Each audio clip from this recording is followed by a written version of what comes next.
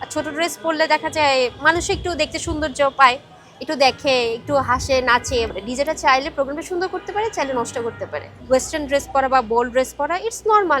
দর্শক, বিনোদন আড্ডায় আপনাদেরকে স্বাগতম। বরাবরের মতো আজকে আছেন একজন স্পেশাল গেস্ট, আর স্পেশাল গেস্ট হিসেবে আজকে থাকছেন জনপ্রিয় মডেল এবং ডিজে আর্টিস্ট নাইরা। কথা বলবো তার সাথে। কেমন আছেন নাইরা? আলহামদুলিল্লাহ ভালো আছি, আপনি কেমন আছেন? এই তো আলহামদুলিল্লাহ ভালো আছি। বরাবর যখন আপনাদের মতো সুন্দরী মেয়েদের সাথে কথা বলতে বসি তখন একটু ভালোই থাকতে হয়, উপায় থাকে না। ওকে ওকে, থ্যাঙ্কস আ লট। শুরুতেই জানতে চাই যে কথাটি, সেটি হচ্ছে যে ডিজে শব্দটা খুব শর্ট একটা শব্দ। এখনো এই সময়ে এসে অনেকেই এর মিনিংটা আসলে বুঝে না। আপনার কাছে জানতে চাই ডিজে মানেটা কি? ডিজে মানে হচ্ছে ডিস্ক জকি। ডিস্ক জকিকেই শর্ট ফর্মে আমরা ডিজে বলি। তো অনেকে এটা উচ্চারণ করতে পারে না, আর হচ্ছে অনেকে ডিজে মানেটাও জানে না। সো এটাকে অনেক সময় অনেকে ডান্সার মনে করে, বাট ডিজে মানে হচ্ছে ডিস্ক জকি। লাইক আমরা একটা প্লেয়ারের মধ্যে পেন ড্রাইভ লাগিয়ে হোক বা ল্যাপটপের মাধ্যমে হোক, আমরা বিভিন্ন গানগুলোকে রিমিক্স আকারে সবার সামনে এটা প্রেজেন্ট করি, এটাই হচ্ছে ডিজে। তার মানে ডিজে মানে হচ্ছে গান প্লে করা। না, গান প্লে করা না, গানটাকে নতুনভাবে রিপ্রেজেন্ট করে রিমিক্স আকারে সবার সামনে এটা জাস্ট প্রেজেন্ট করা। আসলে এই যে ডিজে প্রফেশন, এই প্রফেশনটা কি আসলেই একজন মেয়ের বা একজন আর্টিস্টের কেরিয়ারে কে আসলে ডেভেলপ করতে পারে কিনা, আপনি কি মনে করেন? অবশ্যই ডেভেলপ করতে পারে। আমি তো আজকে এই প্রফেশনে 8 বছর ধরে আছি। সো আমি তো দেখছি যে আমার নিজের ক্যারিয়ার ডেভেলপ হয়েছে, তার সাথে হচ্ছে আমাকে মানুষ চিনতেছে, আমি প্রমিনেন্ট হয়েছি। সো এই ক্যারিয়ারটা তো যে কেউ চাইলেই চুজ করতে পারে, বেস্ট এখন। আপনার ক্যারিয়ার আসলে কি কি ডেভেলপ হলো একটু জানতে চাই। ফার্স্ট অফ অল আমি তো মডেলিং করতাম, মডেলিং থেকে আমার ডিজেতে আসা। মাঝখানে কিছুদিন আমার পড়াশোনার জন্য গ্যাপ গিয়েছে। আমি মাস্টার্স কমপ্লিট করি, তারপর মাস্টার্স কমপ্লিট করার আগে থেকে ডিজেটা আমি প্র্যাকটিস করছিলাম নতুন। এরপরে হচ্ছে আমি প্রফেশনালভাবে আসি। এরপর হচ্ছে যেটা দেখা গেছে যে আগে আমাকে মডেল হিসেবে যতটা মানুষ চিনতো, ডিজে হিসেবে তার থেকে 3 গুণ মানুষ বেশি চিনে আমাকে। সো আমার ক্যারিয়ার তো এখানেই ডেভেলপ হয়ে গেল, মানুষ আমাকে চিনছে, ভালোবাসছে, আমি শো করছি, অনেক ভালো ভালো শো করছি। ইভেন আমি তো আমার নিজেরও কিছু অ্যাসেট আলহামদুলিল্লাহ আস্তে আস্তে আমি তৈরি করছি। সো আমার লাইফ তো এখানেই সেটেল হয়ে যাচ্ছে। আমরা যেটা দেখি, অনেকেই মনে করে কোনো একটা প্রোগ্রামে ডিজে কখন প্রয়োজন, যখন আসলে খুব উচ্ছৃঙ্খল একটি পরিবেশ তৈরি করার জন্য একজন সুন্দরী মেয়ে ডিজে দরকার, এবং সেই ক্ষেত্রে যে সুন্দরী ডিজেটা থাকবে তাকে একটু খোলামেলা, একটু ওয়েস্টার্ন লুক বা নিজেকে একটু অন্যভাবে প্রেজেন্ট যে করতে পারবে, ওই ধরনের ডিজেটাকে আসলে সবাই চুজ করতে চায়। আসলে ডিজেটা তো মানুষ নোংরামি করার জন্য নেয় না, অবশ্যই ভালো প্রোগ্রাম করার জন্য নেয়। কিন্তু দেখা যায় কি, একটা ডিজে চাইলে একটা প্রোগ্রামকে সুন্দর করতে পারে, একটা ডিজে চাইলে একটা প্রোগ্রামকে নষ্ট করতে পারে। বাংলাদেশে এমনও কিছু ফিমেল ডিজে আছে, আমার জুনিয়রও আছে বা আমার সিনিয়রও আছে, তারা হচ্ছে বিভিন্ন অনুষ্ঠানে গিয়ে ক্রাউডের সাথে গিয়ে মাঝখানে দাঁড়িয়ে ডান্স করে। ওটা কিন্তু প্রোগ্রামটাকে নষ্ট হচ্ছে। আমি যে প্রোগ্রামটাতে যাচ্ছি আমার যতটুকু দরকার, লাইক আমি স্টেজের সামনে গিয়ে ক্রাউডের সাথে একটু চেয়ার আপ করবো, লাইক মাইক্রোফোন একটু কথা বললাম, তো এই চেয়ার আপটা করবো, এটা কিন্তু প্রোগ্রামটা নষ্ট হচ্ছে না, এটা আরও সুন্দর হচ্ছে। আমি সবার সাথে চেয়ার আপ করছি, সবাই হাত ধোয়াচ্ছে, হাত তুলে নাচছে। সো এটা কিন্তু প্রোগ্রাম সুন্দর হচ্ছে, কিন্তু আমি যদি গিয়ে ফ্লোরে ডান্স করি, প্রোগ্রামটা বেসিক্যালি খারাপ হয়ে যাচ্ছে। সো টোটালটা মানে এটা ডিপেন্ড করে একটা ডিজের উপরে। ডিজেটা চাইলে প্রোগ্রামটা সুন্দর করতে পারে, চাইলে নষ্ট করতে পারে।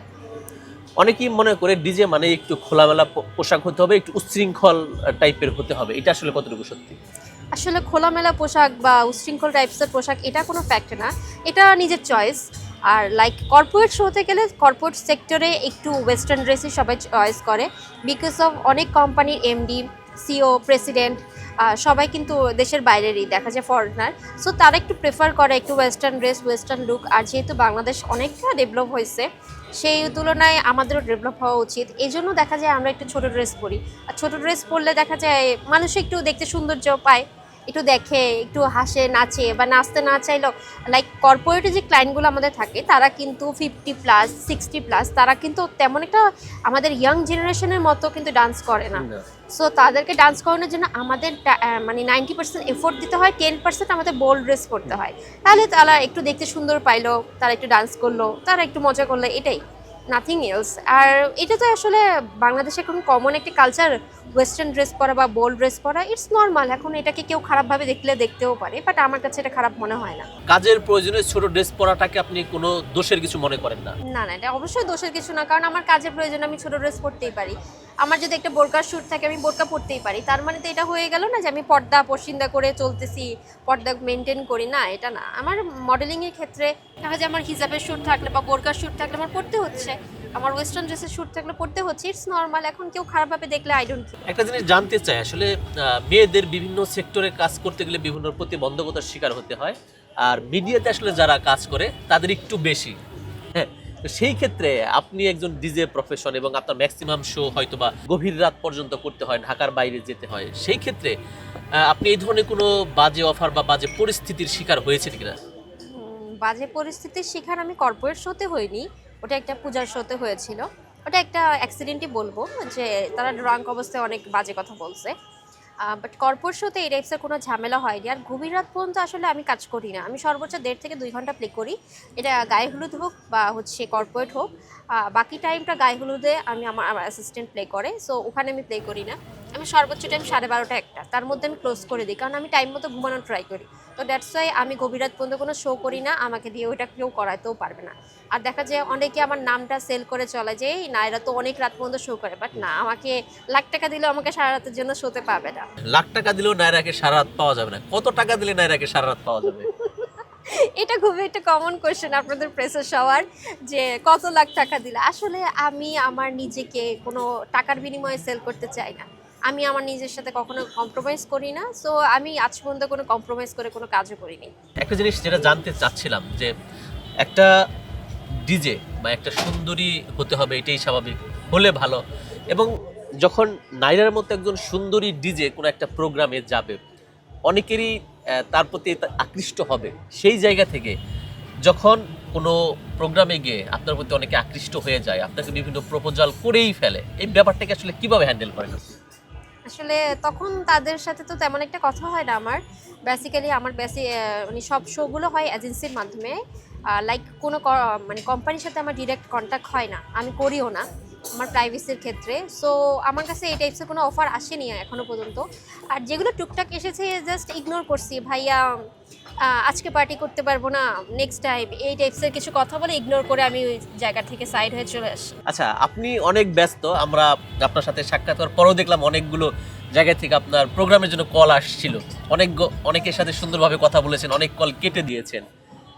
একটা কল আমাকে খুব নজর কেড়েছে, আসলে আসলে কি ফোন দিয়েছিল, কি বলছিল, একটু যদি জানতে চাই। আসলে তারা হচ্ছে রাজেন্দ্রপুর ইকো রিসোর্টে একটা বার্থডে প্রোগ্রাম করবে। ওকে ফাইন, সো আমি বললাম যে আমার ডেট খালি নেই, আমার জুনিয়র কাউকে আমি হয়তো পাঠিয়ে দিব, বাট তাদের সাথে আমি একটু কথা বলি, কে ফ্রি আছে একটু কথা বলে জানাচ্ছি। পরে বলছে না আপনি কি লাগবে, ইভেন আপনি থেকে সার্ভিসও লাগবে। আর কিসের সার্ভিস বলকে ওই যে বুঝেন না, সার্ভিস লাগবে। সো আমি তাকে কয়েকটা কথা বললাম, একটু গালিয়ে দিলাম, গালি দিয়ে তাকে বলছি যে তোমার মানে তোর মতো ব্যাটাকে আমি যদি পাইতাম টুকরো টুকরো করে আমার বাসার পাশে বুড়িগঙ্গাতে ভাসায় দিতাম, এতটুকু বলেই তাকে ব্লক করে দিছি। মানে আমার কাছে এই টাইপসের ফোন আসলে আমি এভাবেই কথা বলি, এর থেকে ভালোভাবে আমি কথা বলি মানে না। সার্ভিস বলতে আপনি তো একজন ডিজে, আপনি ডিজেটাই করবেন, এটাই তো সার্ভিস, নাকি এর বাইরেও সার্ভিস আছে কোনো? উনি অন্য টাইপসের সার্ভিসের কথা বুঝাইছে, উনি ডিজে সার্ভিসের কথা বুঝায়নি। তাহলে উনি বলছে যে আমাকেই লাগবে, আমাকে দিয়ে ডিজে করাবে, প্লাস ওনার রাতে সার্ভিস লাগবে, মানে রাতে আপনার সাথে সার্ভিস, পার্সোনাল সময় ইয়েস কাটানোর একটা কোয়ালিটি টাইম স্পেন্ড quality করতে time চাইছে। spend।